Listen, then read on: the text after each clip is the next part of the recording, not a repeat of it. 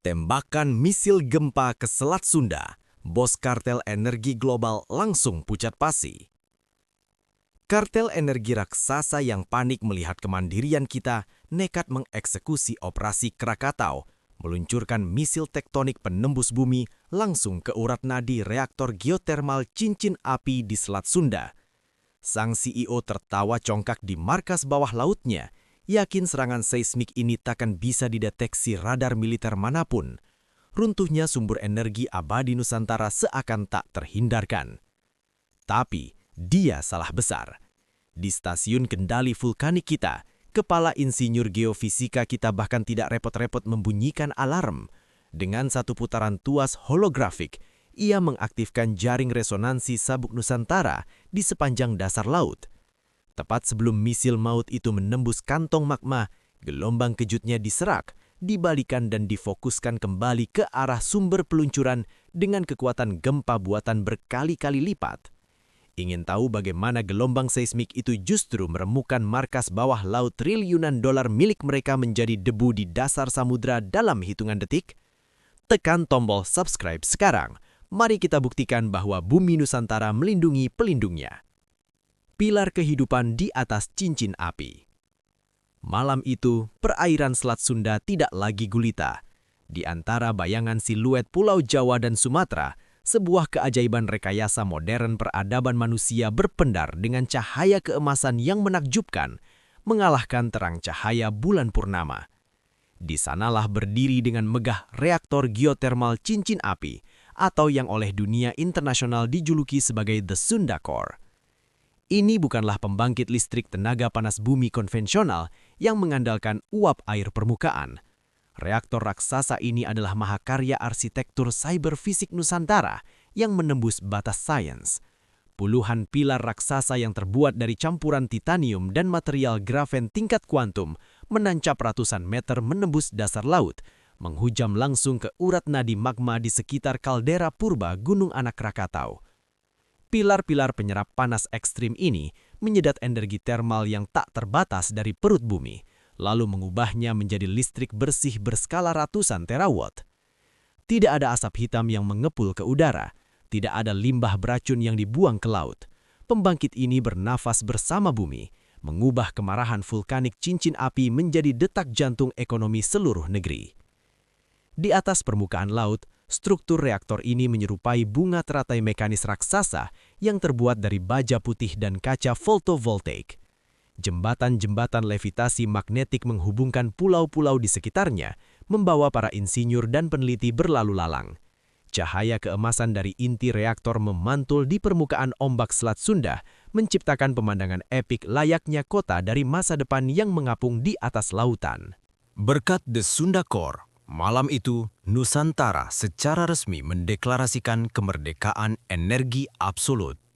Untuk pertama kalinya dalam sejarah, seluruh kebutuhan listrik dari Sabang sampai Merauke, mulai dari lampu-lampu jalan di pelosok desa hingga superkomputer di ibu kota, terpenuhi 100% secara gratis. Ketergantungan pada minyak bumi, gas alam, dan batu bara telah diputus selamanya. Sebuah revolusi industri baru saja dimulai di garis khatulistiwa. Namun, setiap cahaya yang terlalu terang selalu menciptakan bayangan yang sangat pekat.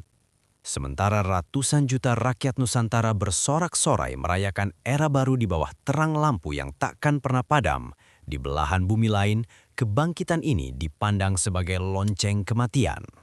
Istana keputusasaan di dasar samudra.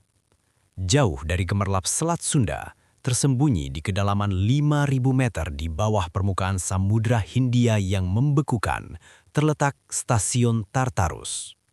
Ini bukanlah pangkalan militer milik negara manapun. Stasiun bawah laut ultra mewah ini adalah markas komando rahasia milik Apex Energy Consortium, sebuah kartel energi global bayangan yang selama 1 abad terakhir telah mendikte harga minyak dunia, memicu peperangan demi sumur gas, dan mencekik negara-negara berkembang dengan utang batu bara. Lambung stasiun ini berlapis baja paduan penahan tekanan ekstrim, menempel layaknya parasit raksasa di dinding palung samudra yang gelap gulita. Di dalam ruangan komando utamanya yang luas, Interiornya didesain dengan kemewahan yang ganjil untuk sebuah fasilitas di dasar laut. Lantainya terbuat dari marmer hitam pekat dan dindingnya didominasi oleh kaca transparan super tebal yang menahan jutaan ton tekanan air laut di luar sana. Berdiri menghadap kaca raksasa itu adalah Victor Thorn, sang CEO sekaligus arsitek utama dari kartel energi global tersebut. Usianya menginjak pertengahan 60-an, mengenakan setelan jas tempahan senilai puluhan ribu dolar. Tangannya yang dipenuhi cincin berlian memegang segelas whisky langka berusia 100 tahun. Namun minuman semahal apapun malam ini terasa seperti racun di kerongkongannya. Mata Victor Thorn yang sedingin es tidak sedang menatap ikan-ikan anglerfish yang berenang di luar kaca. Ia sedang menatap layar proyeksi holografik raksasa di tengah ruangan yang menyiarkan pidato kemenangan dari Jakarta dan visualisasi gemerlap reaktor geotermal Selat Sunda. Di layar lain di sekeliling ruangan, grafik pasar saham global berwarna merah darah terus merosot tajam tanpa henti. Saham perusahaan pengeboran minyak lepas pantainya hancur lebur. Nilai kontrak gas alam cairnya berubah menjadi kertas tak berharga. Imperium triliunan dolar yang dibangun keluarganya selama beberapa generasi runtuh hanya dalam waktu 1 malam karena sebuah negara di Asia Tenggara berhasil menjinakkan gunung berapi. Victor Thorn melemparkan gelas kristalnya ke lantai marmer hingga hancur berkeping-keping. Napasnya memburu, dadanya naik turun menahan amarah yang meledak-ledak. Lihatlah kesombongan mereka, desis Thorn, suaranya bergetar karena kebencian yang murni dan pekat. Ia berbalik menatap selusin eksekutif bayangan dan pimpinan tentara bayaran elit yang duduk tegang di meja bundar ruangan itu. Mereka pikir mereka bisa memotong rantai makanan yang telah kita kendalikan selama 100 tahun? Mereka pikir dengan menyedot panas dari batu mendidih, mereka bisa menantang dewa-dewa yang membangun peradaban modern ini dengan minyak dan darah. Seorang pria tegap dengan luka parut di wajahnya, Marcus, kepala operasi hitam konsorsium, berdiri dari kursinya. Ruangan itu disinari oleh cahaya merah redup dari layar-layar taktis di sekelilingnya. Tuan Thorn, pasar sedang panik. Jika kita tidak segera menghentikan pasokan energi gratis mereka, negara-negara lain di Asia dan Afrika akan segera mengadopsi teknologi reaktor magma yang sama. Kita akan bangkrut dalam waktu kurang dari 6 bulan, ucap Marcus dengan nada pragmatis namun tajam. Namun, kita memiliki masalah. Pertahanan udara dan laut mereka saat ini berada di puncaknya. Jika kita mengirim pembom siluman atau kapal selam nuklir untuk menyerang Selat Sunda, sistem pertahanan mereka akan mendeteksinya jauh sebelum kita masuk berbatasan. Itu akan memicu perang dunia terbuka dan kita tidak bisa berbisnis di tengah abu nuklir. Thorn menyeringai. Senyumnya adalah seringai sosiopat yang telah membuang seluruh moralitas manusianya. Ia berjalan mendekati meja holografik, matanya berkilat memantulkan proyeksi holografik patahan tektonik bumi. Siapa yang berbicara tentang pesawat pembom atau kapal selam, Marcus? Ucap Thorn pelan, nadanya sangat mematikan. Jika kita menyerang mereka dari langit atau laut, mereka akan melihat kita datang. Tapi bagaimana jika kiamat itu tidak turun dari langit, melainkan merayap dari perut bumi mereka sendiri? Operasi Krakatau, sang penembus kerak bumi. Thorn mengetukkan jarinya ke meja konsol. Gambar reaktor Selat Sunda di layar holografik seketika digantikan dengan sebuah cetak biru mekanis 3 dimensi yang sangat mengerikan. Itu adalah desain dari sebuah silinder baja raksasa sepanjang 20 meter dengan moncong yang tidak menyerupai proyektil aerodinamis biasa, melainkan sebuah mata bor plasma yang berputar. Perkenalkan, Tectonic Piercer, ujar Thorn, matanya melebar penuh kegilaan yang arogan. Ia berjalan mendekati meja holografik, matanya berkilat memantulkan proyeksi holografik patahan tektonik bumi. Siapa yang berbicara tentang pesawat pembom atau kapal selam, Marcus? Ucap Thorn pelan, nadanya sangat mematikan. Jika kita menyerang mereka dari langit atau laut, mereka akan melihat kita datang. Tapi bagaimana jika kiamat itu tidak turun dari langit, melainkan merayap dari perut bumi mereka sendiri? Ruangan itu mendadak hening. Para eksekutif kartel menatap hologram itu dengan ngeri, sekaligus kagum pada kelicikan bos mereka. Hulu ledaknya bukanlah nuklir yang memancarkan radiasi, melainkan gelombang kejut seismik kompresi tinggi, lanjut Thorne menjelaskan dengan penuh semangat patologis. Sistem sonar militer tercanggih di dunia dirancang untuk melacak suara baling-baling kapal selam di dalam air, bukan getaran bor di dalam lapisan batu padat sedalam belasan kilometer di bawah dasar laut. Mereka akan benar-benar buta.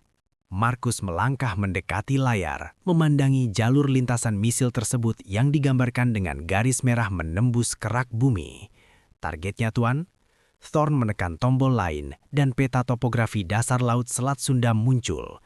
Titik merah berkedip tepat di bawah pilar-pilar raksasa reaktor geotermal Nusantara. Kita tidak perlu menghancurkan reaktor baja mereka, itu membuang-buang energi. Bisik Thorne, senyum kejamnya melebar. Kita hanya perlu membidik kantong magma purba Gunung Anak Krakatau yang menjadi sumber energi mereka. Jika tektonik piercer ini meledak tepat di jantung ruang magma bertekanan tinggi tersebut, ledakannya akan memicu reaksi berantai seketika.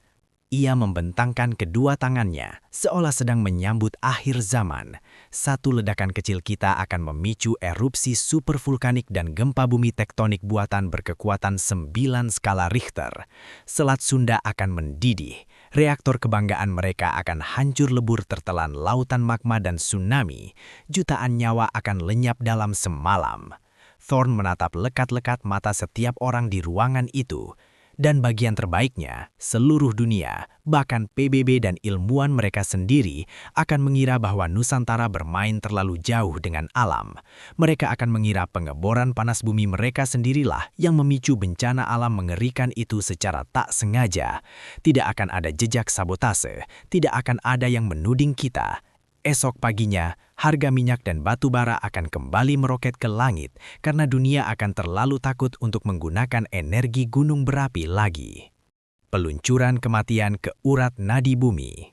Ketegangan di stasiun Tartarus mencapai puncaknya. Rencana ini adalah kejahatan terhadap kemanusiaan berskala genosida, sebuah sabotase perfect yang dirancang untuk membunuh jutaan orang demi menjaga neraca keuangan sebuah kartel. Tabung peluncuran vertikal di dasar stasiun telah dimuat, Tuan Thorne. Tektonik piercer telah dipersenjatai. Sistem pengeboran plasma dalam kondisi prima. Lapor kepala teknisi persenjataan melalui interkom. Suaranya sedikit bergetar menyadari skala dari apa yang akan mereka lakukan. Thorne merapikan kerah jasnya, merasa seolah dirinya adalah dewa bawah tanah yang menentukan hidup dan matinya peradaban. Keangkuhannya telah membuatnya buta terhadap satu fakta mutlak. Alam tidak pernah diam, dan mereka yang menjaga Nusantara telah belajar untuk mendengarkan bisikan bumi. Jarak pengeboran melalui kerak bumi menuju kantong magma Selat Sunda, tanya Thorne. 300 km menembus patahan lempeng Indo-Australia. Mengingat kepadatan batuan mantel, misil pengebor ini akan tiba dan meledakkan target dalam waktu tepat 15 menit dari waktu peluncuran. Lintasan di bawah dasar laut sejauh 15 km menjamin siluman seismik total dari sonar permukaan. Victor Thorne melipat tangannya di belakang punggungnya, matanya terpaku pada hitungan mundur digital di layar utama. 15 menit menuju akhir dari keajaiban fana mereka, ucap Thorne dengan nada arogan yang membeku. Ia menoleh ke arah Markus. Eksekusi operasi Krakatau, runtuhkan pilar-pilar kesombongan mereka ke dalam abu. Di kedalaman Samudra Hindia, jauh di bawah dasar stasiun Tartarus, tidak ada palka rudal yang terbuka ke arah air. Sebaliknya, sebuah lorong raksasa terbuka langsung mengarah ke lapisan batuan dasar samudra. Grum, bukan suara ledakan jet, melainkan getaran mekanis yang sangat dalam dan menggeram. Misil tektonik piercer raksasa berlapis titanium hitam itu tidak meluncur ke atas, ia meluncur tajam ke bawah. Moncong plasmanya menyala dengan warna ungu yang menyilaukan, secara instan melelehkan batuan basalt berusia jutaan tahun di bawahnya menjadi cairan kental. Layaknya cacing iblis dari mitologi kuno, misil itu mengebor masuk ke dalam kerak bumi, meninggalkan permukaan laut, merayap menembus kegelapan abadi bebatuan mantel. Ia bergerak secara horizontal jauh di bawah dasar samudra, menggali jalan pintas rahasia menuju urat nadi Gunung Anak Krakatau. Di permukaan air tidak ada buih, tidak ada suara, tidak ada satupun kapal patroli atau sensor laut konvensional yang menyadari bahwa kiamat buatan manusia baru saja dilepaskan. Victor Thorne menuangkan whisky baru ke dalam gelasnya yang baru. Ia bersulang ke arah layar yang menampilkan garis merah pengeboran yang merayap pasti. Ia sangat yakin bahwa tidak ada militer di dunia ini yang memiliki teknologi untuk menangkis ancaman yang merayap di dalam perut bumi. Ia tidak pernah menyangka bahwa ratusan kilometer di depannya, di sebuah stasiun kendali bawah tanah di pesisir Banten, seorang insinyur geofisika Nusantara sedang menatap layar monitor kuantumnya, menyesap kopi dengan tenang, dan menunggu tepat di jalur lintasan monster baja tersebut.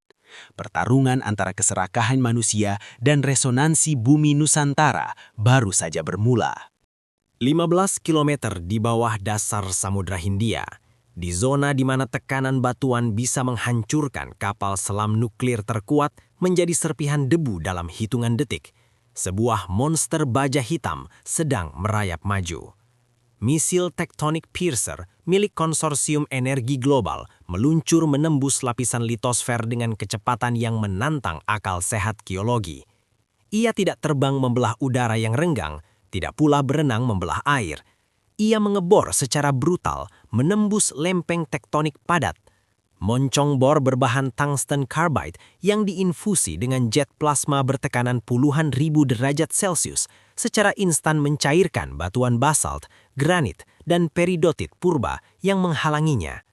Batuan yang mencair itu didorong ke sisi lambung misil, mendingin kembali dalam hitungan detik dan meninggalkan terowongan kaca vulkanik, vitrified tunnel, seukuran terowongan kereta bawah tanah di belakangnya. Gesekan luar biasa ini seharusnya menghasilkan gelombang suara dan panas yang sangat masif. Namun, desain rekayasa di balik mahakarya iblis ini sangatlah licik. Selubung lambung misil dilapisi material pendingin thermal endotermik yang menyerap sisa panasnya sendiri, sementara sistem suspensi akustik internal meredam getaran bor mekanisnya agar menyatu dengan frekuensi dengungan alami bumi, Earth's hum. Ia adalah hantu bawah tanah, bergerak horizontal dengan kecepatan 500 km per jam di kedalaman ekstrim, meluncur bagaikan parasit mekanis raksasa yang menyusuri pembuluh darah planet ini. Tujuannya hanya satu, kantong magma bertekanan tinggi di bawah kaldera Gunung Anak Krakatau di Selat Sunda. Waktu menuju titik detonasi kiamat, 12 menit. Ilusi kedamaian dan kebutaan menara pengawas global. Sementara monster pengebor itu merobek kerak bumi di bawah sana, di atas permukaan laut dan di angkasa, dunia militer berputar seperti biasa, tertidur lelap dalam ilusi keamanan semu yang disajikan oleh layar-layar hijau mereka. Di perairan Samudra Hindia, ratusan mil dari Selat Sunda, sebuah kapal selam serang nuklir kelas Virginia milik Angkatan Laut Amerika Serikat sedang melakukan patroli rutin di perairan internasional. Di dalam ruang sonar yang didinginkan dan kedap suara, para operator sonar elit sedang mendengarkan setiap detak jantung lautan. Mereka menggunakan jaringan sonar pasif Surveillance Towed Array Sensor System yang menjuntai berkilo-kilometer di belakang kapal selam, didesain untuk mendeteksi suara baling-baling kapal musuh dari jarak ribuan mil. Layar air terjun, waterfall display sonar mereka menampilkan garis-garis hijau yang tenang. Hanya ada suara panggilan paus biru, deru baling-baling kapal kargo sipil di kejauhan, dan gemuruh vulkanik tingkat rendah yang sangat normal untuk kawasan cincin api. Tidak ada aktivitas anomali di sektor Tenggara, perairan steril dari pergerakan kapal selam tak terdaftar, lapor operator sonar senior itu, melepaskan sebelah headphone-nya untuk minum kopi instan. Sepertinya militer Nusantara benar-benar memarkir seluruh armada mereka di pangkalan untuk merayakan kemandirian energi malam ini. Biar saja mereka merayakan reaktor fusi mereka, balas perwira navigasi di sebelahnya dengan nada meremehkan. Radar dan sonar mereka paling banter hanya bisa mendeteksi kapal nelayan ilegal. kita bisa berlayar tepat di bawah hidung mereka tanpa mereka sadari. Kedua operator itu tersenyum puas. Mereka dan seluruh jenderal di markas besar Armada Pasifik yang mengandalkan data intelijen maritim dari jaringan hidroakustik global benar-benar tidak menyadari bahwa 15 km tepat di bawah lunas kapal selam mereka, kiamat tektonik baru saja melintas dengan kecepatan kereta peluru. Sistem peringatan dini bernilai triliunan dolar yang menjadi tulang punggung pertahanan laut global terbukti tidak lebih berguna daripada seonggok besi rongsokan di hadapan tectonic piercer. Mereka semua mencari ancaman di udara, di permukaan air, atau di kedalaman laut. Tidak ada satupun militer di dunia, selain satu, yang berpikir untuk mencari rudal yang meluncur menembus mantel batuan padat. Konsorsium oligarki bayangan pimpinan Victor Thorn telah berhasil mengeksploitasi titik buta terbesar dari militer modern. Skenario kiamat di jantung Katulistiwa. Di dalam markas bawah laut Tartarus, Victor Thorn menatap proyeksi misilnya dengan kepuasan sosiopat yang membara. Rencananya adalah sebuah karya seni dari kehancuran asimetris. Jika hulu ledak kompresi seismik di dalam misil itu berhasil meledak di tengah-tengah kantong magma purba anak Krakatau, efeknya akan jutaan kali lebih dahsyat daripada ledakan bom hidrogen Tsar Bomba. Ledakan itu tidak dirancang untuk menghancurkan batu, melainkan untuk memberikan tendangan tekanan kejut yang akan memicu ketidakstabilan masif pada fluida magma yang sudah berada pada titik kritis. Gunung anak Krakatau akan meletus, bukan secara alami, melainkan diledakkan dari dalam dengan kekuatan Super Volcano Eruption skala 8 VEI atau Volcanic Explosivity Index. Dampaknya tidak bisa dibayangkan oleh akal sehat. Pilar-pilar reaktor geotermal cincin api yang bernilai triliunan rupiah akan meleleh dan hancur seketika, tertelan oleh lautan lava. Semburan abu vulkanik panas setinggi 40 km akan menggelapkan langit Asia Tenggara selama bertahun-tahun, menciptakan musim dingin vulkanik buatan yang akan menghancurkan panen pangan. Dan yang paling mengerikan adalah runtuhnya dinding kaldera bawah laut yang akan memicu gelombang tsunami mega kolosal setinggi lebih dari 100 meter. Dinding air hitam yang mendidih itu akan menyapu pesisir Banten dan Lampung Barat dalam hitungan menit, menenggelamkan jutaan warga sipil yang malam itu sedang terlelap tanpa peringatan. Sebuah pembunuhan peradaban yang rapi, dan dunia akan mengira itu adalah murni murka alam terhadap eksploitasi energi yang berlebihan. Harga minyak global akan kembali merajai dunia. Mata batin Nusantara, stasiun kendali vulkanik.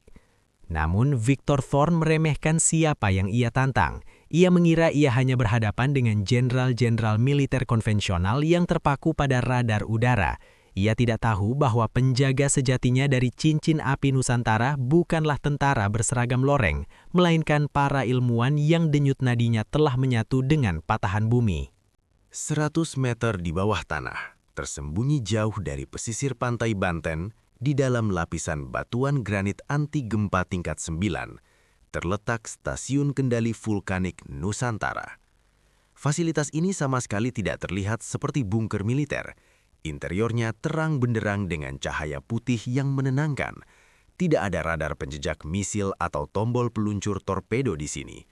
Ruangan luas ini dipenuhi oleh deretan superkomputer seismik kuantum, antarmuka holografik raksasa yang memetakan aktivitas tektonik dari Sumatera hingga Papua, dan puluhan pakar geofisika jenius yang bekerja dalam keheningan intelektual. Mereka adalah divisi Pawang Bumi, bertugas memantau kestabilan reaktor geotermal Selat Sunda agar selalu selaras dengan alam. Di tengah anjungan observasi utama, duduklah Dr. Arya Kusuma. Ia adalah Kepala Insinyur Geofisika Nusantara. Di usianya yang menginjak akhir 40-an, Arya tidak mengenakan seragam berhias medali, melainkan hanya mengenakan kemeja batik modern lengan pendek yang nyaman. Wajahnya tenang, memancarkan kebijaksanaan seorang pertapa modern yang memahami bahwa bumi bukanlah benda mati, melainkan organisme raksasa yang bernafas. Tangannya menggenggam secangkir kopi hitam pesanan khusus dari dataran tinggi Gayo. Uapnya mengepul pelan. Status tekanan fluida termal di sektor Krakatau 1, Tanya Arya dengan nada santai, seolah menanyakan cuaca hari ini. Suaranya empuk, namun syarat otoritas absolut. Stabil sempurna, Dr. Arya. Reaktor memanen 140 terawatt panas. Aliran magma di kantong dangkal dan dalam menunjukkan aktivitas konveksi normal. Gunung itu sedang tidur nyenyak sambil memberikan kita listrik gratis. Jawab Reza, asisten geologi mudanya, sambil tersenyum dari balik layar monitor sentuhnya. Arya menyesap kopinya perlahan. Matanya menatap proyeksi 3 dimensi patahan tektonik Selat Sunda yang berputar lambat di tengah ruangan. Terlalu tenang. Bagi seorang ahli geofisika yang telah mengabdikan hidupnya di cincin api, ketenangan absolut di malam perayaan besar seringkali adalah ilusi yang berbahaya. Ketukan sang iblis di bawah tanah. Tiba-tiba, senyum Reza memudar. Jemarinya berhenti mengetuk layar. Alisnya berkerut tajam saat matanya terpaku pada salah satu sensor seismometer kuantum Deep Crust pasif yang ditanam belasan kilometer di bawah dasar Samudra Hindia, jauh dari batas wilayah teritorial air.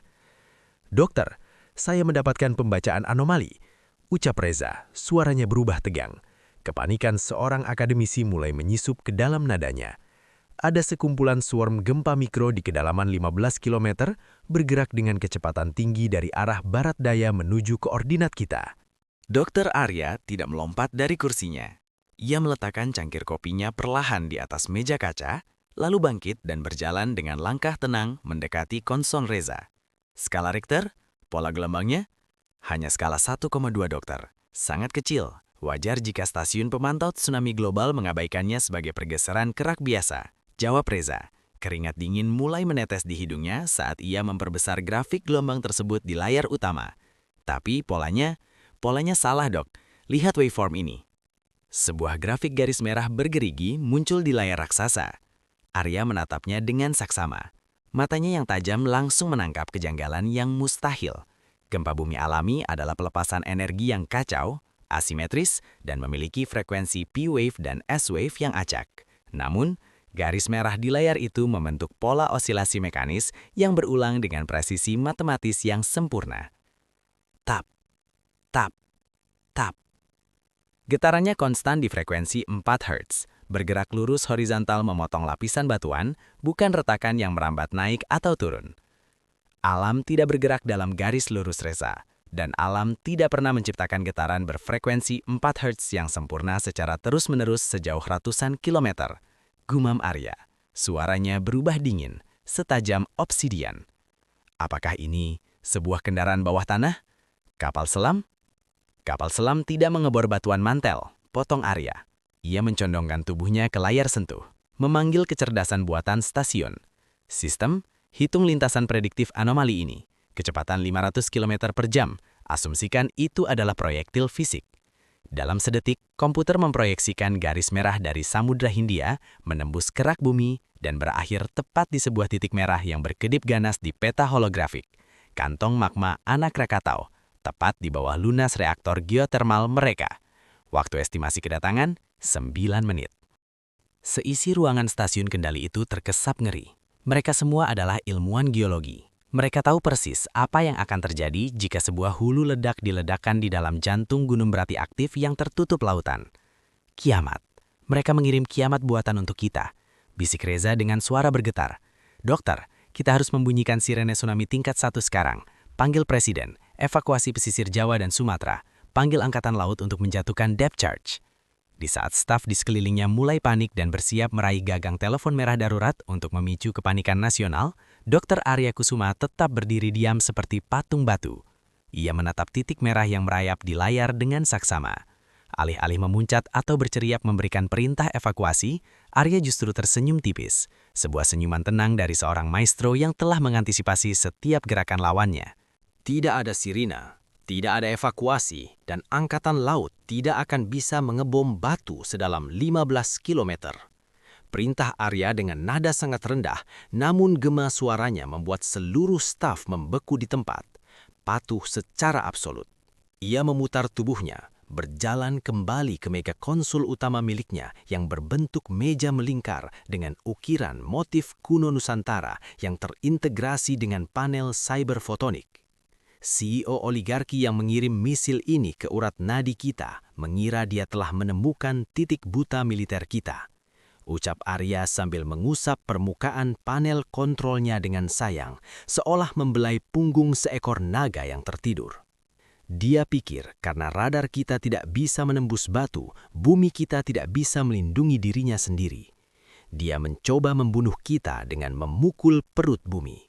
Dr. Arya menekan telapak tangannya ke panel biometrik.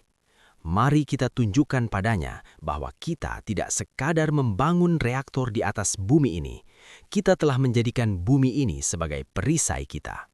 Mata sang ilmuwan berkilat memantunkan cahaya holografik. Ia bersiap mengaktifkan sebuah sistem pertahanan yang akan membuat hukum termodinamika musuh berbalik menjadi algojo mereka sendiri. Di dalam stasiun kendali vulkanik yang terkubur 100 meter di bawah pesisir berbatu Banten, udara mendadak terasa setebal timah. Ruangan bundar berarsitektur minimalis futuristik yang tadinya diisi oleh dengungan tenang server kuantum dan diskusi akademis yang santai, kini diselimuti oleh kepanikan yang mencekik ketenggorokan. Di tengah ruangan, proyeksi holografik raksasa yang menampilkan topografi bawah laut Selat Sunda telah berubah warna. Garis-garis kontur biru dan hijau yang merepresentasikan kestabilan tektonik kini tertimpa oleh sebuah titik merah menyala yang berkedip dengan ritme mematikan. Titik itu bergerak lurus menembus lapisan litosfer dengan kecepatan 500 km per jam. Jalurnya tidak menyimpang 1 derajat pun, mengarah langsung ke sebuah rongga raksasa bercahaya oranye di kedalaman kaldera anak Krakatau, kantong magma utama yang memompa kehidupan bagi reaktor geotermal The Sunda Core. Hanya tersisa 8 menit sebelum tumbukan. Dr. Arya, kita kehabisan waktu, teriak Dr. Sarah, pakar vulkanologi senior yang duduk di konsol seberang ruangan. Wajahnya yang biasanya tegas kini seputih kertas. Ia menekan tombol antar muka dengan gemetar, memproyeksikan simulasi dampak di udara. Jika proyektil misterius itu menembus dinding batuan beku pelindung dan meledak di dalam ruang magma bertekanan superkritis itu, dekompresi instan akan terjadi. Magma bersuhu 1200 derajat Celcius akan bercampur dengan jutaan ton air laut Selat Sunda dalam 1/1000 detik. Simulasi holografik di tengah ruangan memperlihatkan skenario yang membuat darah siapapun membeku. Letusan freatomagmatik buatan berkekuatan skala 8 VEI atau Volcanic Explosivity Index. Pilar abu panas setinggi 40 km merobek stratosfer. Gelombang tsunami setinggi 120 meter menyapu bersih pesisir Banten, Lampung hingga mengancam Jakarta. Jutaan nyawa akan hilang sebelum fajar, dokter. Tambah Reza, sang asisten muda. Suaranya kini pecah menahan tangis dan adrenalin yang membanjiri otaknya. Kita harus menghubungi markas besar TNI sekarang. Setidaknya, biarkan mereka membunyikan sirena evakuasi nasional. Kita tidak bisa hanya duduk di sini melihat kiamat datang dari bawah tanah. Anatomi sebuah senjata pengecut. Di tengah badai kepanikan puluhan ilmuwan terbaik Nusantara yang bersiap menyambut akhir dunia, Dr. Arya Kusuma tetap menjadi pusat gravitasi yang tak tergoyahkan. Ia tidak memucat, ia tidak berteriak, ia masih berdiri dengan postur santai di depan konsul utamanya, mengenakan kemeja batiknya, memegang cangkir kopi gayo yang uapnya masih mengepul pelan. Tenanglah Sarah. Duduk Reza. Perintah Arya. Suaranya tidak tinggi, namun resonansinya begitu dalam dan absolut, mengiris kepanikan di ruangan itu layaknya pisau bedah yang memotong kain tipis. Otoritas murni seorang ilmuwan yang telah menghabiskan separuh hidupnya mendengarkan detak jantung bumi, membuat seluruh staf membeku dan kembali menatapnya. Arya berjalan pelan mengitari meja holografik, menatap titik merah yang merayap tanpa ampun. Menghubungi militer tidak akan mengubah takdir kita malam ini, ucap Arya dengan nada datar yang mengerikan. Siapapun oligarki serakah yang duduk di kursi empuknya dan meluncurkan mainan ini sangat memahami kelemahan militer paling canggih sekalipun. Senjata mereka bersembunyi 15 km di bawah dasar laut, di dalam batuan mantel bumi yang padat. Arya menunjuk ke arah proyeksi misil tersebut. Kapal selam kita tidak bisa menembakkan torpedo ke dalam batu. Jet tempur kita tidak bisa membom kerak bumi. Dan evakuasi butuh waktu berhari-hari untuk mengevakuasi jutaan warga pesisir. Membunyikan sirene sekarang hanya akan memicu histeria massal, kecelakaan lalu lintas parah, dan kekacauan yang justru akan membunuh ribuan orang sebelum gunung ini benar-benar meletus. Jadi kita hanya menyerah? Bantah seorang analis sismik muda dengan frustasi. Kita biarkan mereka menghancurkan reaktor kita dan menenggelamkan pulau kita. Arya meletakkan cangkir kopinya di atas nampan dengan gerakan yang sangat tenang. Ia mengangkat pandangannya, menatap satu persatu stafnya dengan mata yang berkilat oleh kecerdasan yang menyala-nyala dan kebanggaan yang mengakar kuat. Menyerah bukanlah kosakata yang ada dalam kamus mereka yang lahir di atas cincin api. Jawab Arya, sebuah senyum tipis yang mematikan mulai terbentuk di sudut bibirnya. Musuh kita mengira mereka cerdas. Mereka mengira dengan mengirimkan bor peledak, mereka bisa memicu reaksi berantai alami dan mencuci tangan mereka dari genosida ini. Mereka pikir mereka sedang bermain-main dengan geologi pasif. Arya melangkah mendekati konsol utamanya, sebuah antarmuka melingkar yang terbuat dari kaca obsidian hitam dengan ukiran motif mega mendung yang menyala biru saat disentuh. Tapi mereka melupakan satu hal fundamental tentang Nusantara. Lanjut Arya, tangannya mengusap panel obsidian tersebut, membangunkan antarmuka sistem yang paling dirahasiakan oleh negara. Kita tidak sekedar mengebor bumi untuk mencuri panasnya. Kita tidak seceroboh itu. Ketika kita membangun The Sanda Core, kita tahu bahwa kita sedang memasang kekang pada seekor naga purba. Dan Anda tidak akan menunggangi naga tanpa memasang perisai yang tepat. Membangkitkan jaring resonansi sabuk Nusantara. Layar obsidian di hadapan Arya menyala terang, memancarkan cahaya keemasan yang menerangi wajah tenangnya. Ia menekan telapak tangannya ke pemindai biometrik genetik. Otorisasi diterima, Kepala Insinyur Geofisika, protokol pertahanan mantel bumi diaktifkan. Suara AI stasiun yang merdu namun tegas menggema di ruangan itu. Tiba-tiba, proyeksi holografik raksasa di tengah ruangan mengalami transformasi drastis. Seluruh topografi Selat Sunda tidak lagi sekedar menunjukkan batu dan air. Di bawah dasar laut, membentang sejauh ratusan kilometer mengelilingi kantong magma anak Krakatau dan pondasi reaktor geotermal, muncul sebuah struktur virtual yang luar biasa kompleks. Itu adalah jaringan masif berbentuk jaring laba-laba 3 dimensi yang bersinar dengan warna emas kehijauan.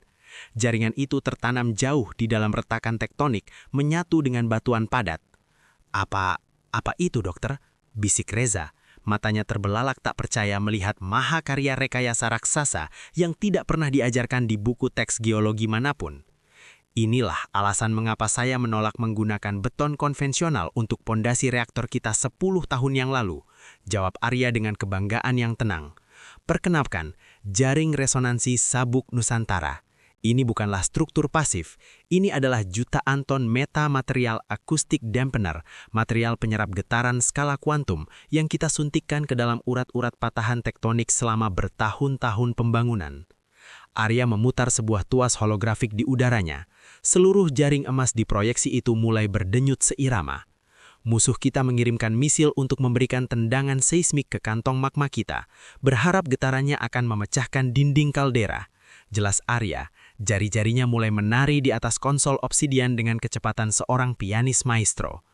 6 menit menuju titik impak, dokter. Lapor Dokter Sarah. Nada suaranya kini bergetar antara ketakutan dan secercah harapan yang baru saja tersulit. Misil itu membawa hulu ledak kompresi seismik jutaan ton TNT. Apakah jaring itu benar-benar bisa menahannya? Kita tidak akan sekedar menahannya, Sarah.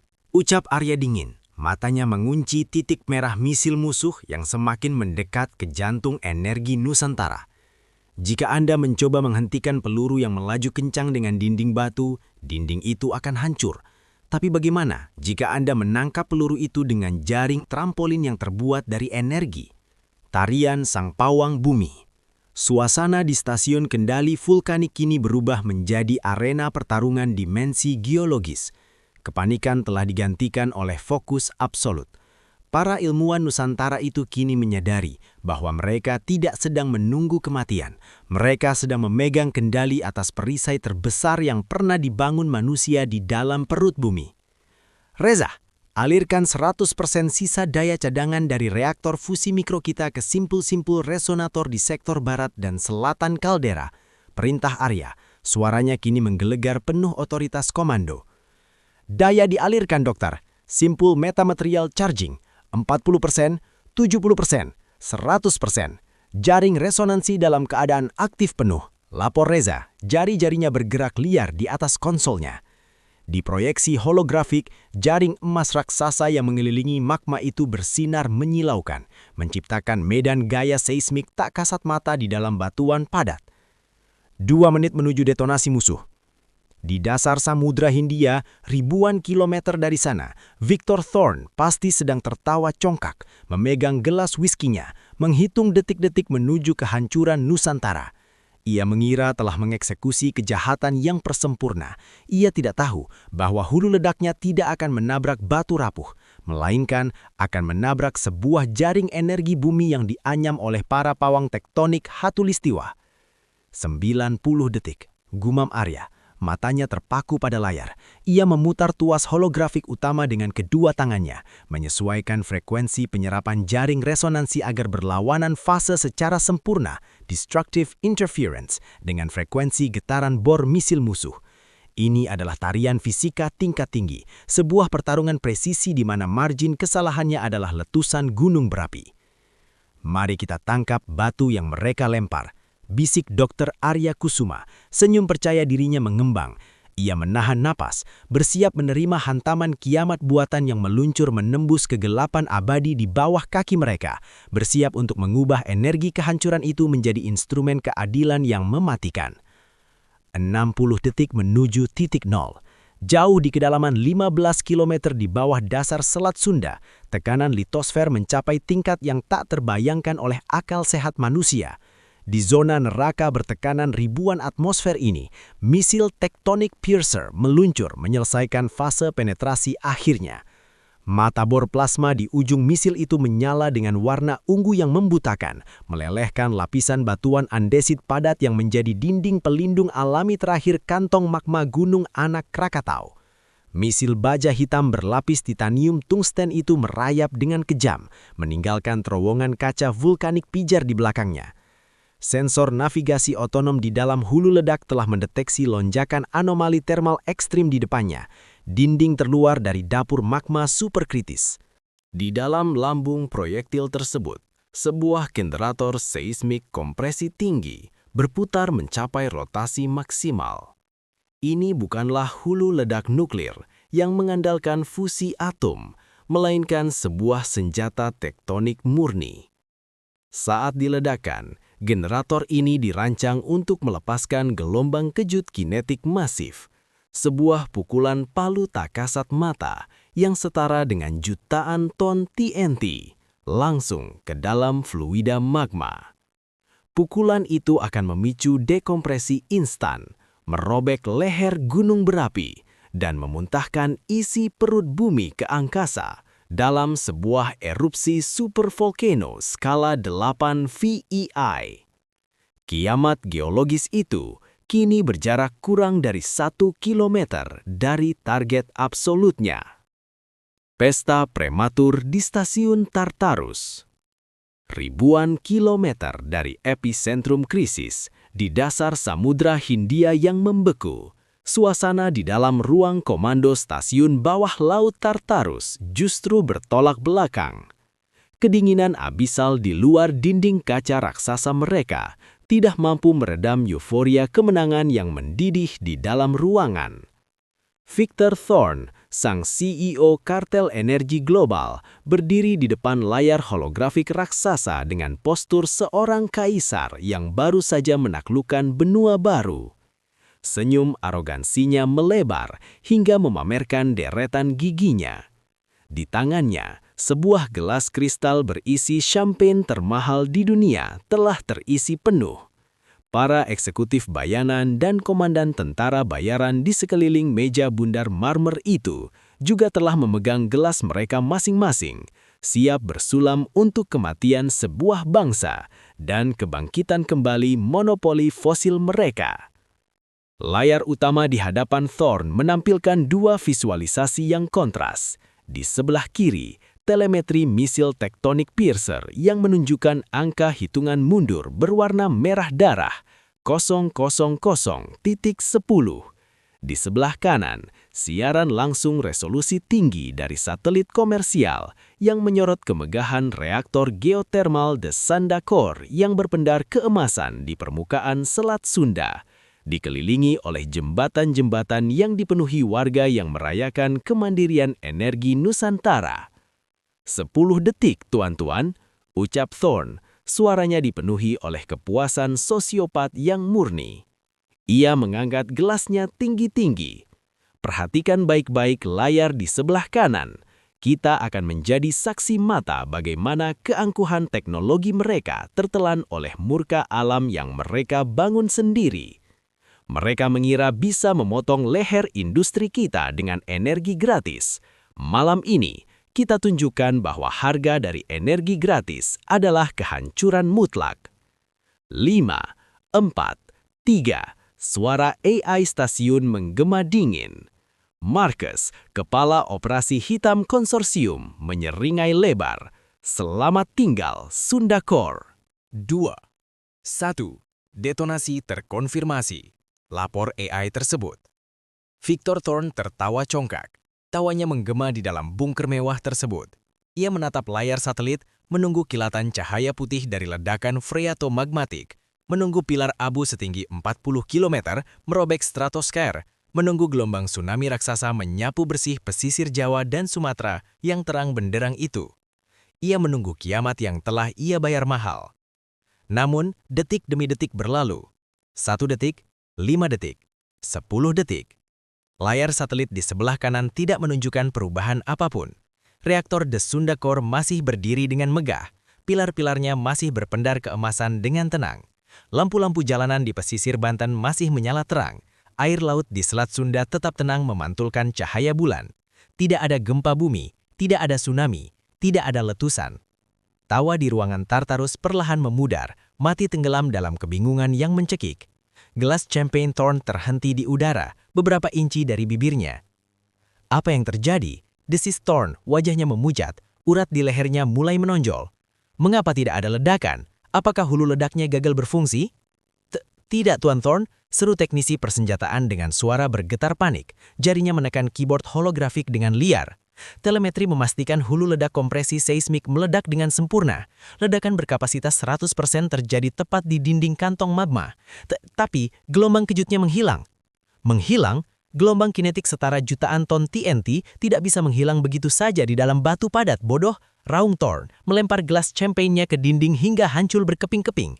Buka mata kalian, apa yang sebenarnya terjadi di bawah sana? Tarian sang pawang menangkap kiamat di dalam batu. Tepat di saat ledakan itu terjadi di perut bumi, di dalam stasiun kendali vulkanik Nusantara, waktu seakan melambat hingga nyaris terhenti. Dr. Arya Kusuma berdiri di tengah anjungan, matanya setajam obsidian menatap layar holografik raksasa. Tepat pada detik ke-0, sebuah pendaran cahaya merah menyilaukan meledak di proyeksi kantong magma anak Krakatau. Gelombang kejut seismik yang luar biasa masif, sebuah dinding energi kinetik murni merambat liar dari epicentrum ledakan, bergerak dengan kecepatan suara menembus batuan beku, siap menghancurkan dinding pelindung ruang magma. Gelombang kejut primer terdeteksi, magnitudo estimasi melampaui 9,0 skala Richter. Teriak Reza, wajahnya pucat pasi menatap layar yang berkedip merah ganas. Ini dia dokter, kiamatnya datang. Sekarang, perintah Arya dengan suara bariton yang menggelegar, memecah kepanikan. Kedua tangan Dr. Arya mencengkram tuas holografik berwarna biru terang di konsol obsidiannya, lalu memutarnya ke kanan dengan tenaga penuh. Dalam 1/1000 detik, Mahakarya Rekayasa Bumi Nusantara bangkit. Jaring resonansi sabuk Nusantara, jaringan raksasa metamaterial akustik dampener yang tertanam di sepanjang urat-urat patahan tektonik mengelilingi kaldera, menyala terang benderang. Di layar proyeksi, jaring laba-laba 3 dimensi berwarna emas kehijauan itu merespon ancaman tersebut. Ketika dinding gelombang kejut kinetik dari misil musuh menghantam jaring resonansi, Kiamat itu tidak memecahkan batu, ia tidak merobek kantong magma. Hukum mekanika gelombang tingkat kuantum mengambil alih. Simpul-simpul metamaterial pada jaring tersebut tidak bersifat kaku layaknya dinding beton yang akan hancur jika ditabrak. Mereka bersifat lentur secara atomik. Jaring raksasa itu menangkap gelombang kejut yang maha dahsyat tersebut, merenggang secara elastis di dalam kerak bumi layaknya trampolin raksasa yang menangkap bola meriam yang jatuh dari langit.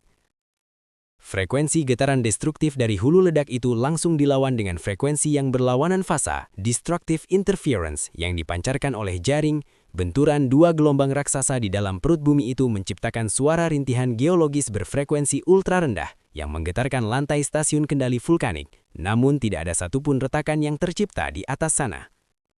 Energi kinetik murni yang seharusnya menghancurkan pulau itu diserap, diredam, dan diubah menjadi energi potensial listrik statis yang tersimpan di dalam sel-sel kapasitor kuantum di sepanjang untayan jaring metamaterial tersebut. Keheningan yang memekakkan telinga. Di dalam stasiun kendali vulkanik, jarum grafik seismometer digital yang tadinya melonjak tajam hingga menyentuh batas atas layar, tiba-tiba jatuh menukik dan berubah menjadi garis lurus hijau yang tenang. Flatline, gempa buatan itu telah dijinakkan. Dr. Sarah dan Reza menatap layar monitor mereka dengan mulut ternganga, tidak berani bernafas. Mereka menunggu gemuruh susulan. Mereka menunggu alarm tsunami berbunyi, namun hanya ada keheningan. Dengungan tenang superkomputer dan suara desisan pendingin ruangan adalah satu-satunya suara yang tersisa. Simulasi holografik di tengah ruangan menunjukkan kantong magma anak Krakatau masih utuh sempurna. Reaktor The Sunda Core di permukaan masih beroperasi pada efisiensi 100%. Tidak ada satupun pilar titanium yang bengkok. Tidak ada setetes pun magma yang bocor. Kiamat geologis itu telah ditelan mentah-mentah oleh bumi Nusantara. Kita berhasil menahannya, bisik Dr. Sarah. Air mata kelegaan dan ketidakpercayaan menetes di pipinya. Kakinya lemas membuatnya terduduk di kursinya. Ledakan berkekuatan jutaan ton TNT, kita menangkapnya tanpa merusak satu batuan pun di permukaan. Bukan sekedar menahan, Sarah, ucap Dr. Arya Kusuma pelan. Ia melepaskan tuas holografiknya. Keringat tipis menghiasi dahinya, namun senyum kemenangan yang tenang, penuh wibawa dan mematikan menghiasi wajahnya. Arya menatap proyeksi holografik jaring resonansi Sabuk Nusantara. Jaring berwarna emas itu kini tidak lagi berdenyut tenang. Ia menyala sangat terang, dipenuhi oleh cahaya merah berkedip yang sangat padat. Jaring itu meronta-ronta perlahan, menahan beban energi kinetik luar biasa masif yang baru saja ia serap. Energi di alam semesta ini tidak dapat diciptakan dan tidak dapat dimusnahkan.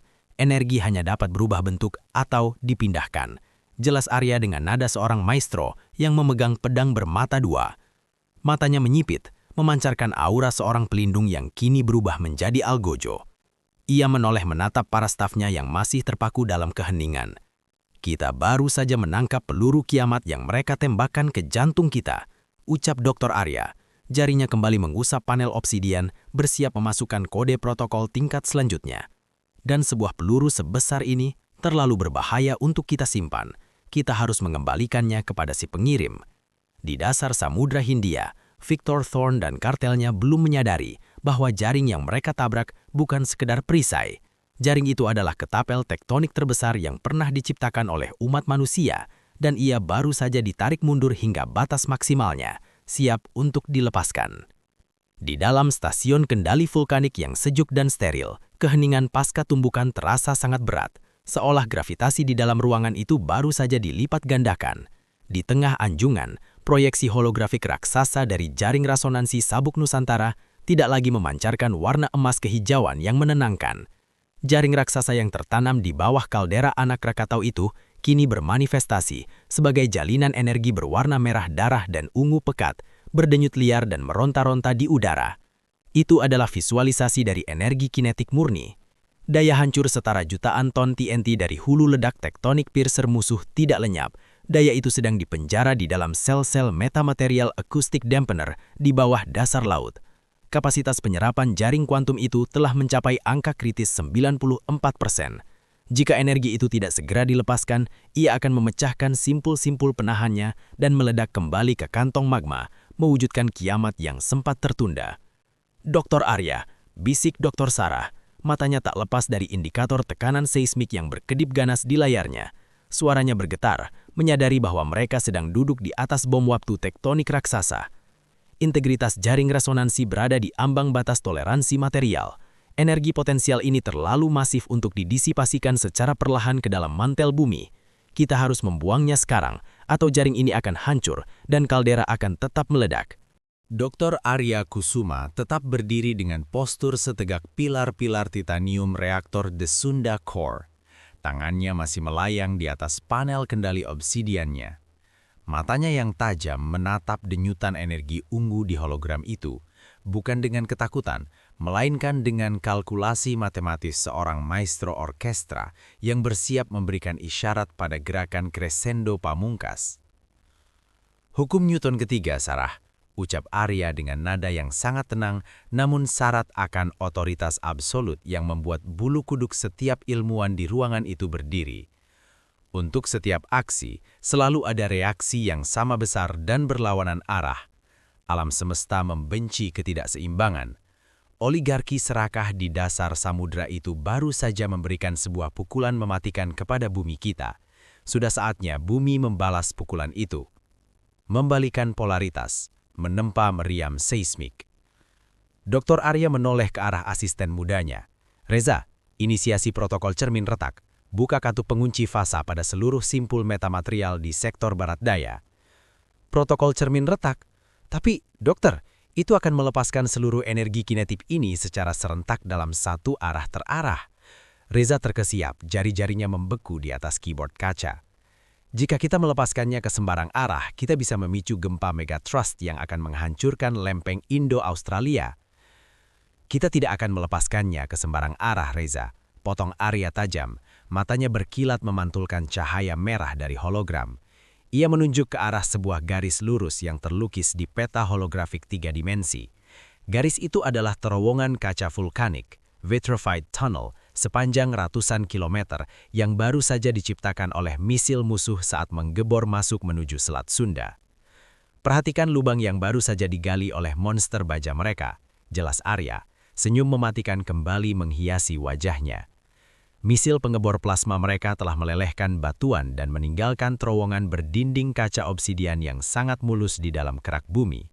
Di dalam ilmu akustik, lorong padat berselubung kaca seperti itu memiliki nama lain. Dr. Sarah menelan ludah, pemahaman ilmiah tingkat tinggi seketika menghantam otaknya layaknya sambaran petir. Sebuah waveguide, sebuah pemandu gelombang. Terowongan itu bertindak seperti kabel fiber optik raksasa, tapi bukan untuk menyalurkan cahaya, melainkan untuk menyalurkan gelombang suara dan getaran seismik tanpa kehilangan energi. Tepat, jawab Arya. Matanya mengunci ujung terowongan itu yang mengarah lurus kembali ke koordinat peluncuran di tengah Samudra Hindia. Mereka tidak hanya mengirimkan peluru kiamat kepada kita, mereka berbaik hati membangunkan laras meriamnya. Balikan polaritas jaring sekarang, Reza. Fokuskan seluruh energi tolakan tepat ke mulut terowongan itu. Reza tidak lagi ragu. Adrenalin keberanian menggantikan kepanikannya. Ia mengetikkan rangkaian kode kuantum dengan kecepatan kilat. Membalikan polaritas fasa metamaterial, sudut pantulan diatur pada 180 derajat absolut, menyelaraskan fokus emisi seismik ke titik masuk terowongan. 3, 2, 1, eksekusi pelepasan. Dr. Arya menekan telapak tangannya dengan keras ke atas tuas holografik di panel obsidian, mendorongnya ke depan dengan gerakan memukul yang kuat. Di bawah dasar Selat Sunda, kiamat itu berbalik arah. Jaring resonansi sabuk Nusantara berkontraksi dengan kekerasan yang mustahil dijelaskan, melepaskan seluruh energi kinetik jutaan ton TNT yang sempat ditahannya dalam satu denyutan tunggal. Alih-alih menyebar ke segala penjuru, gelombang kejut seismik itu difokuskan menjadi sebuah tombak getaran mekanis ultra padat. Tombak energi itu melesat masuk ke dalam terowongan kaca vulkanik peninggalan misil musuh, merambat dengan kecepatan suara menembus batuan pekat, meluncur lurus kembali menuju sang penciptanya. Monster yang berlari pulang. Perjalanan gelombang kejut itu menembus kerak bumi adalah sebuah fenomena fisika yang menakutkan. Saat tombak seismik itu melesat melalui terowongan waveguide, ia tidak kehilangan kekuatannya. Sebaliknya, Resonansi alami dari getaran lempeng tektonik cincin api di sekitarnya justru beresonansi secara harmonis, menambahkan momentum dan mengamplifikasi amplitudo gelombang tersebut. Apa yang tadinya merupakan gelombang ledakan statis, kini telah berevolusi menjadi gempa bumi terarah, sebuah peluru kinetik alam berfrekuensi tinggi yang melaju dengan kecepatan 6.000 meter per detik menuju jantung kegelapan Samudra Hindia. Pesta yang berubah menjadi neraka di stasiun Tartarus. 300 km dari pesisir Nusantara, di dasar palung samudra yang membeku, Jenderal Victor Thorn masih berdiri mematung di anjungan stasiun Tartarus. Kemarahan dan kebingungan telah membakar habis euforia di ruangan mewah berlapis marmer hitam itu. "Aku bayar kalian miliaran dolar bukan untuk kebingungan," raung Thorn, wajahnya memerah, urat lehernya menonjol liar. Ia mencengkeram kerah kemeja kepala teknisi persenjataannya. Jika hulu ledaknya meledak, di mana tsunami-nya? Di mana abunya? Mengapa reaktor sialan mereka masih berdiri di layar itu? Saya tidak tahu, Tuan. Rintih teknisi itu, keringat dingin membanjiri wajahnya yang pucat. Semua instrumen menunjukkan ledakan terjadi secara sempurna. Pasti ada malfungsi pada fluiditas magma mereka atau... Ucapan teknisi itu terpotong oleh sebuah suara yang tidak pernah ingin didengar oleh siapapun yang berada di fasilitas bawah laut berkedalaman 5.000 meter.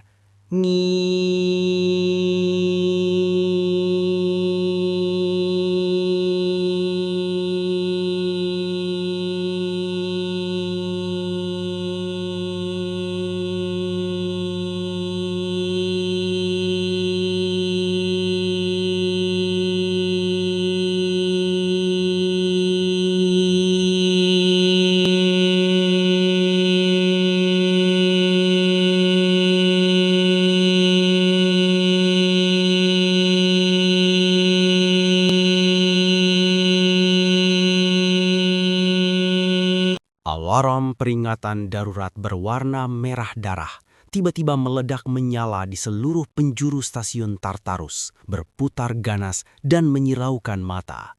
Namun, ini bukanlah alarm kebocoran air, bukan pula alarm kebakaran. Ini adalah alarm peringatan seismik tingkat ancaman absolut yang belum pernah diaktifkan semenjak stasiun ini dibangun. Markus, kepala operasi hitam, melompat ke arah konsol radar geologi. Wajahnya yang penuh luka parut seketika berubah menjadi topeng teror murni. "Tuan Thorn!" teriak Markus, suaranya pecah dan melengking, menunjuk ke arah layar sonar yang kini dipenuhi oleh blok warna merah pekat yang luar biasa masif. "Kita mendeteksi anomali seismik raksasa. Sesuatu sedang bergerak menembus kerak bumi, datang dari arah Selat Sunda." Tuan Thorn melepaskan cengkramannya dari kerah teknisi. Ia melangkah terhuyung mendekati layar radar. Jantungnya mendadak terasa berhenti berdetak. "Sesuatu? Kapal selam?" tanya Thorn. Nafasnya mulai pendek. "Bukan kapal selam, Tuan. Ini bukan objek fisik," jerit teknisi sonar, yang kini sudah menangis histeris. "Ini adalah gelombang kejut kinetik murni. Magnitudonya, ya Tuan, setara dengan gempa bumi 9,5 skala Richter yang difokuskan pada satu titik sempit. Dan ia bergerak lurus menelusuri terowongan misil kita sendiri." Kapan gelombang itu sampai di sini?" bisik Thorn. Keangkuhannya yang seluas samudra akhirnya runtuh, hancur berkeping-keping digantikan oleh kengerian primal yang absolut. Ia baru saja menyadari bahwa ia tidak menembak sebuah gunung batu yang pasif. Ia baru saja memukul wajah dewa bumi, dan dewa itu kini memukul balik. 10 detik menuju impact, teriak Markus. Matanya terbelalak menatap garis merah kematian yang melesat di layar. 5 detik, Tuan Thorn, dinding titanium ini tidak akan bisa menahan. Tidak ada waktu untuk menyesal, tidak ada waktu untuk mengevakuasi diri. Di dalam kesunyian laut dalam, maut itu telah tiba menjemput mereka, dibawa oleh senjata mereka sendiri yang dikembalikan dengan kekuatan berlipat ganda oleh penjaga Katulistiwa. 3, 2, 1. Waktu bagi konsorsium Apex Energy telah habis. Di kedalaman 5.000 meter di bawah permukaan Samudra Hindia, kegelapan abadi yang biasanya hanya diisi oleh keheningan laut dalam mendadak terkoyak oleh sebuah raungan purba. Raungan itu tidak berasal dari dalam air, melainkan bergema dari dalam batuan padat kerak bumi tepat di bawah fondasi stasiun Tartarus. Gelombang kejut seismik balasan yang dikirim oleh Dr. Arya Kusuma, sebuah energi kinetik murni setara jutaan ton TNT yang telah diamplifikasi oleh resonansi tektonik cincin api, tiba di titik asalnya. Ia meluncur keluar dari terowongan kaca vulkanik layaknya peluru meriam raksasa tak kasat mata yang ditembakkan dari jarak dekat langsung ke rahang musuh. Benturan pertama tidak menghancurkan stasiun itu secara langsung, melainkan menghancurkan pijakannya. Batuan basalt dasar laut yang telah berusia jutaan tahun yang menjadi jangkar bagi pilar-pilar penyangga stasiun Tartarus mendadak mengalami likuifaksi ekstrim akibat getaran berfrekuensi hipertinggi. Batu padat itu berubah sifat menjadi seperti cairan mendidih dalam 1000 detik. Di dalam ruang komando Tartarus, Jenderal Victor Thorn bahkan tidak sempat berteriak. Gempa bumi buatan berkekuatan setara 9,5 skala Richter yang terfokus sempurna pada koordinat stasiunnya menghantam ke atas layaknya pukulan palu goda milik dewa mitologi. Lantai marmer hitam pualam yang diinjak Thorn mendadak terangkat dan retak menjadi ribuan keping peluru batu yang melesat ke segala arah.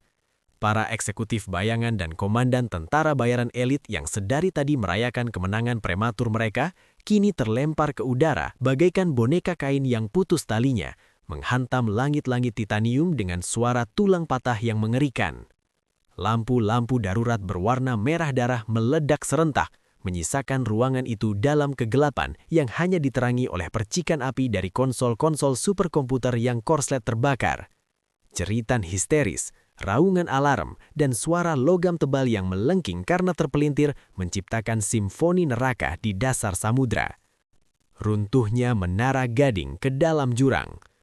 Thorn terhempas keras ke lantai yang miring tajam, tulang rusuknya retak, darah segar mengalir dari pelipisnya. Ia merangkak dengan sisa-sisa tenaganya, nafasnya tersengal-sengal, matanya terbelalak menatap pemandangan paling mengerikan yang bisa disaksikan oleh manusia di laut dalam. Kaca transparan super tebal berteknologi polikarbonat diamond yang menjadi dinding utama anjungan, kaca yang dirancang untuk menahan tekanan 500 atmosfer laut dalam atau hantaman langsung torpedo, kini mulai berderit hebat. Getaran seismik yang mengoyak struktur baja stasiun membuat rangka penahan kaca itu bengkok. Sebuah retakan tipis seputih rambut muncul di tengah kaca raksasa tersebut. "Tidak, tolong, ini tidak mungkin!" Rintih Thorn menyodorkan tangannya yang bergetar ke arah retakan itu seolah ingin menahannya dengan telapak tangannya. Kesombongannya yang mengklaim dirinya sebagai penguasa energi dunia kini menguap tak bersisa, digantikan oleh teror primal seorang manusia fana yang dihadapkan pada murka alam semesta. Ia telah menghabiskan triliunan dolar untuk membangun markas tak tertembus ini.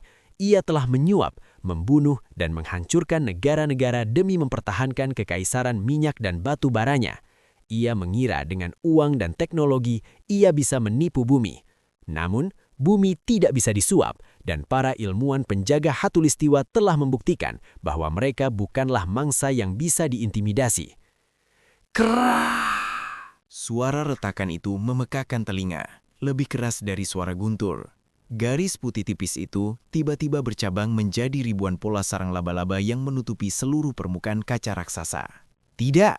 jerit Markus, kepala operasi hitam, yang tersudut di sudut ruangan dengan kaki tertimpa puing penyangga. Detik berikutnya, batas antara udara dan laut dalam itu runtuh sepenuhnya. Kaca raksasa itu pecah berantakan. Jutaan ton air laut Samudra Hindia bertekanan 5.000 meter langsung menyerbu masuk ke dalam stasiun dengan kecepatan peluru. Air yang membeku itu menghantam Victor Thorn dan seluruh elit kartel energi global layaknya dinding beton padat, meremukkan tubuh mereka secara instan sebelum mereka bahkan sempat merasakan sensasi tenggelam. Tekanan hidrostatis yang luar biasa masif itu menghancurkan udara di dalam stasiun dalam proses implosi yang brutal. Lambung titanium Tartarus yang dibanggakan itu penyok, terlipat, dan remuk ke dalam dirinya sendiri bagaikan kalen soda kosong yang diinjak oleh raksasa. Getaran seismik dari bawah belum berhenti. Gempa vokal itu memicu longsoran tebing palung bawah laut yang luar biasa besar. Jutaan ton lumpur, pasir, dan batu padas dasar laut longsor menimpa sisa-sisa bangkai stasiun Tartarus, mengubur fasilitas triliunan dolar itu selamanya ke dalam perut bumi. Dalam hitungan kurang dari 3 menit sejak gelombang balasan itu tiba, konsorsium bayangan yang telah mencekik dunia selama seabad itu lenyap dari eksistensi, terhapus bersih dari sejarah tanpa meninggalkan satu pun jejak di permukaan. Samudra Hindia kembali menelan rahasianya, membisu dalam keheningan abadi yang dingin. Fajar kemerdekaan di atas cincin api. 6 jam kemudian, rotasi bumi mengantarkan benua Asia ke sisi yang terang. Di pesisir barat Pulau Jawa dan ujung selatan Sumatera, kegelapan malam telah berganti menjadi fajar yang luar biasa jernih dan spektakuler. Matahari pagi menyingsing dari ufuk timur, memancarkan sinar keemasan yang hangat mengusir kabut tipis yang mengambang di atas perairan Selat Sunda. Sinar fajar itu memantul menyilaukan pada kaca-kaca fotovoltaik dan pilar-pilar titanium reaktor geotermal de Sunda Core. Mahakarya rekayasa energi Nusantara itu berdiri luar biasa kokoh, menjulang menantang langit, sama sekali tidak tergores oleh kiamat yang merayap di bawahnya semalam. Di atas jembatan levitasi magnetik yang menghubungkan reaktor dengan daratan, kereta-kereta komuter mulai meluncur mulus tanpa suara, membawa ribuan insinyur dan pekerja shift pagi. Di bawahnya, kapal-kapal nelayan tradisional dengan motor elektrik bertenaga baterai kuantum membelah ombak yang tenang, mencari tangkapan di laut yang bersih dari polusi tumpahan minyak. Burung-burung camar berputar di udara, bernyanyi menyambut hari baru. Warga Nusantara memulai aktivitas pagi mereka dengan senyum mengembang. Anak-anak berangkat sekolah, para pedagang membuka toko, pabrik-pabrik manufaktur canggih mulai berproduksi. Mereka menyeduh kopi, menyalakan televisi, dan menikmati hidup di bawah naungan energi abadi yang mengalir gratis dan bersih ke rumah-rumah mereka. Jutaan rakyat itu sama sekali tidak menyadari bahwa semalam lantai tempat mereka berpijak hampir saja diledakkan dari dalam. Mereka tidak tahu bahwa sebuah konspirasi global baru saja dihancurkan demi melindungi kemerdekaan mereka. Mereka hidup dalam kedamaian absolut, dijaga oleh para kesatria tanpa tanda jasa yang bertempur dalam keheningan bawah tanah. Senyum sang maestro di ruang kendali. Sementara matahari menghangatkan permukaan bumi, jauh di bawah pesisir Banten, di dalam stasiun kendali vulkanik yang sejuk, ketegangan yang mencekik sepanjang malam akhirnya menguap terbawa embusan sistem pendingin udara. Dr. Arya Kusuma berdiri dengan tenang di depan anjungan holografik raksasa yang kini memancarkan warna hijau zamrud yang sangat menyejukkan mata. Pola gelombang seismik di layar monitor telah kembali menjadi garis lurus yang damai. Aktivitas termal di kantong magma Gunung Anak Krakatau berdenyut dengan ritme konveksi yang lambat, stabil, dan aman. Reaktor di atas sana beroperasi pada efisiensi puncak 100% tanpa anomali sedikit pun. Laporan pasca kejadian, dokter. Lapor Reza, sang asisten muda. Suaranya masih serak, namun matanya berbinar dipenuhi oleh kebanggaan yang meluap-luap dan air mata kelegaan. Gelombang seismik balasan kita mencapai target absolut di koordinat peluncuran musuh. Jaringan seismometer pasif internasional mencatat gempa lokal berkekuatan 9,5 SR di kedalaman Samudra Hindia yang terisolasi, diikuti oleh tanda-tanda implosi logam masif dan longsoran dasar laut. Dr. Sarah melangkah maju, meletakkan tangannya di dada sambil menghela nafas panjang. Satelit tidak menangkap puing apapun di permukaan laut, Dr. Arya. Anomali gravitasi dari markas besar musuh telah lenyap total. Peta bawah laut kini hanya menunjukkan tumpukan batu dan lumpur setebal ratusan meter. Operasi Krakatau mereka hancur berkeping-keping bersama dengan seluruh kartel yang mendanainya. Ruangan kendali itu seketika pecah oleh suara tepuk tangan riuh rendah, sorai-sorai dan pelukan haru dari 20-an ilmuwan dan insinyur geofisika.